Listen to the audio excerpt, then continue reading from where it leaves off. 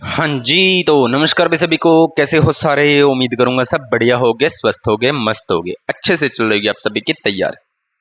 तो अपने कर रहे थे ग्लाइकोलाइसिस चक्र। उससे बात करने से पहले कुछ दो चार कमेंट आए थे। जैसे कि सर आप कहाँ पढ़ाते हो? तो मैं राजस्थान डिस्ट्रिक्ट श्रीगंगानगर में पढ़ाता हूँ।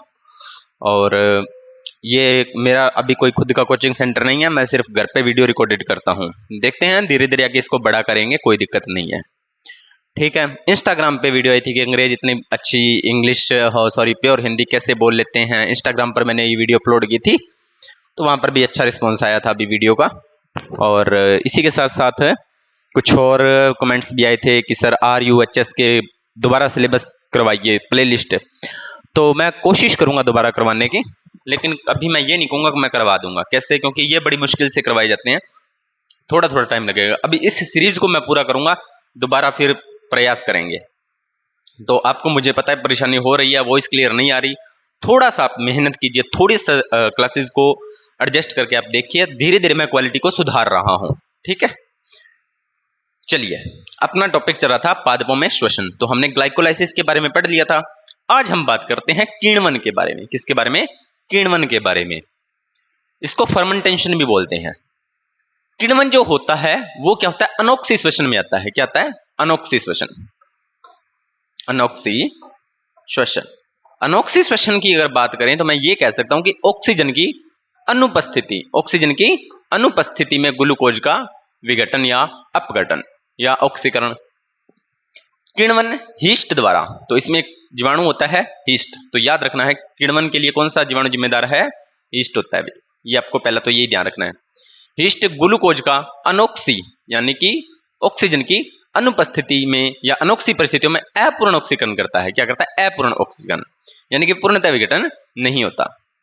जिसमें अभिक्रियाओं के विभिन्न चरणों द्वारा पायरुविक अम्ल क्या क्या बनता है? पायरुविक अम्ल बनता है, कार्बन डाइऑक्साइड बनती है तथा इथेनॉल बनती है, में परिवर्तित हो जाता है।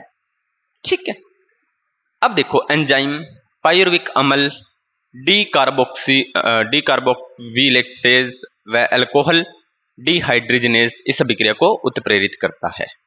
चलो, इसको मैं यहां पर थोड़ा सा समझाने का प्रयास करता हूं। ये कह रहा है कि होता क्या है, C6H12O6 ऑक्सीजन की अनुपस्थिति होगी, यानी कि ऑक्सीजन की जरूरत नहीं पड़ेगी, लेकिन एक जीवाणु होगा ईस्ट।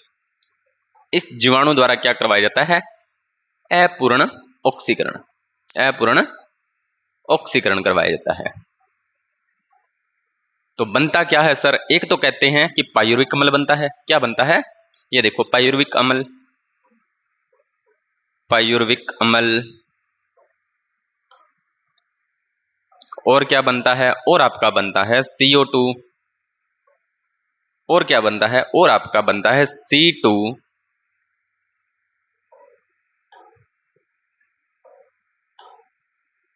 और आपका क्या बनता है? C2H5OH। इसको बोलता जाता है एथेनॉल। एथेनॉल या एथिल अल्कोहल। Ethyl alcohol.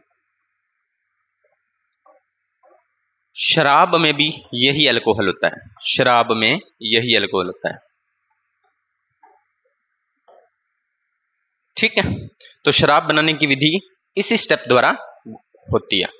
लेकिन एग्जाम में इंपॉर्टेंट आपको क्या याद रखना है? एंजाइम कौन कौन से होते हैं? पायरुविक अम्ल डीकार्बोविसिलेज। पायरुविक अम्ल डीकार्बोक्सिलेज।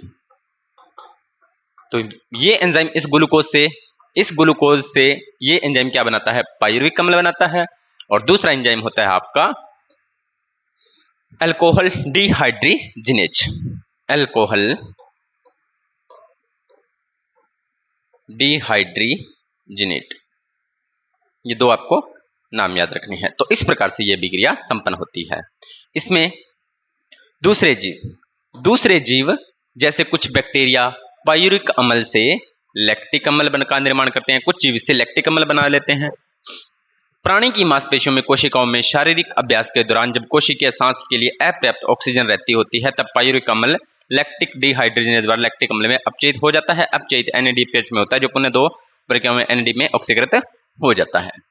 चलिए, ये तो बात आ गई हीस्ट की, लेकिन किण्वन की एक और प्रोसेस होती है जो ये कहना चाहता है कि अगर ग्लूकोज C6H12O6 कहां पर टूटे? मांसपेशियों में, मांसपेशियों, ह्यूमन बॉडी की मांसपेशियों में टूटे या उसका अनोक्सी अपचयन ऑक्सीकरण हो, यानी कि विघटन हो, ग्लूकोज का ATP ऊर्जा बनाएगा, तो यह बनता है लैक्टिक अम्ल में।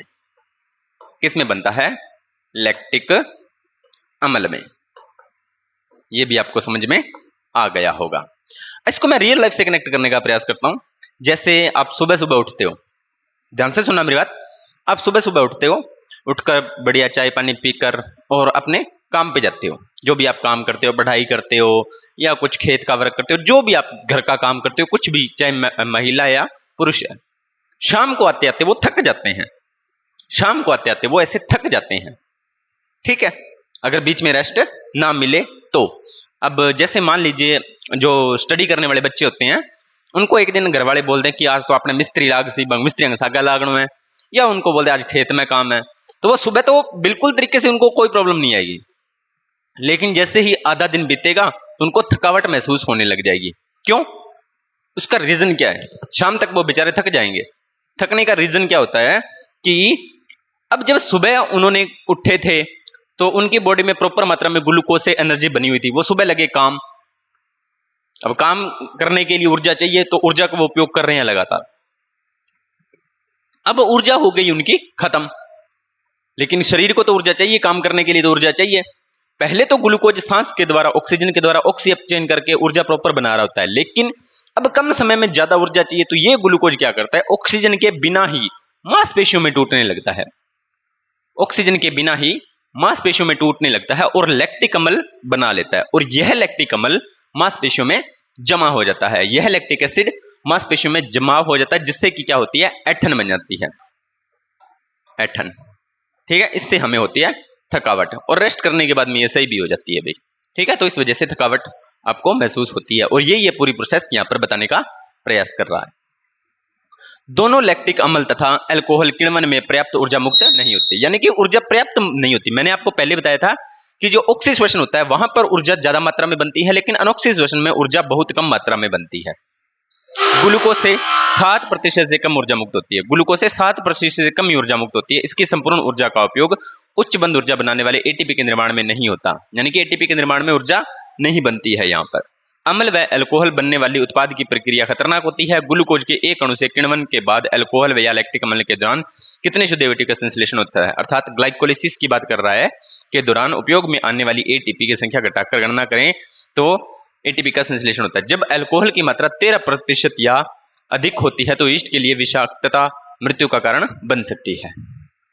अगर अल्कोहल 13% से ज्यादा हो जाए तो आपको क्या होगा?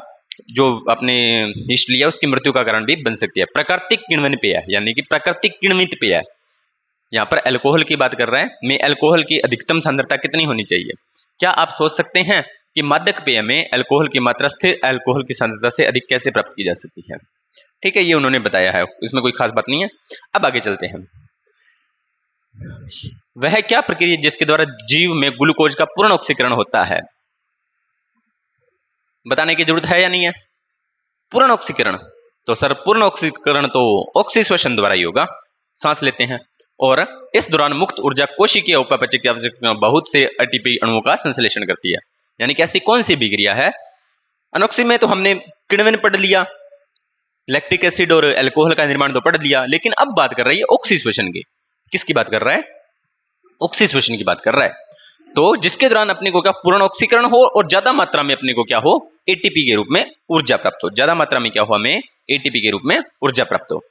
यूकैरियोटिक में, यूकैरियोटिक कोशिकाओं में सभी चरण माइटोकॉन्ड्रिया में संपन्न होते हैं। यूकैरियोटिक, जब मैंने आपको बताया था यूकैरियोटिक जो कोशिका होती है जिसमें संपूर्ण कोशिकांग पाए जाते हैं, विकसित कोशिका होती है, वो सारी बातें मैंने आपको बताई। तो इसके अंदर एक कोशिकांग होता है माइटोकॉन्ड्रिया। इसके अंदर क्या होता है, एक कोशिकांग होता है माइटोकॉन्ड्रिया। इस माइटोकॉन्ड्रिया में ही क्या होता है, संपन्न होता है, जिसके लिए ऑक्सीजन की आवश्यकता होती है। ऑक्सीसांस वह प्रक्रिया है जिसके द्वारा रासायनिक पदार्थों का ऑक्सीजन की उपस्थिति में पूर्ण ऑक्सीकरण होता है।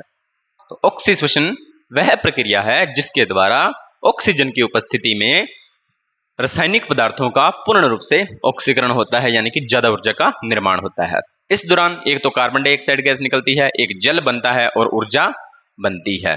ठीक है, ये इस बात को कहना चाहता है। तो क्या कहना चाहता है ये इस बात से ये कहना चाहता है कि C6H12O6 प्लस O2 से क्या बनेगा, CO2 plus H2O plus ATP। पूरी बातों से ये कहना चाहता है। तो ये मैंने आपको इस डायग्राम को अब दोबारा से देखते हैं। ये कहता है ग्लूकोज, ग्लूकोज से बनेगा ग्लिसरॉइड 3 फास्फेट, फास्फोरिक अम्ल, पायरुविक अम्ल बना दिया। ठीक है, इधर पायरुविक अम्ल लैक्टिक एसिड में और इधर इथेनॉल में। बस ये स्टेप है, कोई खास बातें नहीं है, जो मैंने यहां पर पढ़ाई है वही चीजें हैं। सिट्रिक अम्ल चक्र, इलेक्ट्रॉन परिवहन, और कल मैं आपको ऑक्सीडेशन में पूरा पढ़ा दूंगा, कल इसको कंप्लीट करेंगे।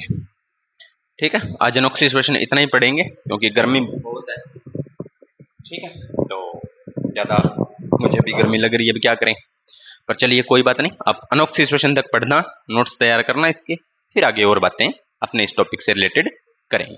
ठीक है, तो आपको अगर जानकारी अच्छी लगी हो तो वीडियो को लाइक शेयर कमेंट जरूर करना भाई। मिलते हैं नेक्स्ट वीडियो और नए टॉपिक के साथ, तब तक आप सभी का धन्यवाद।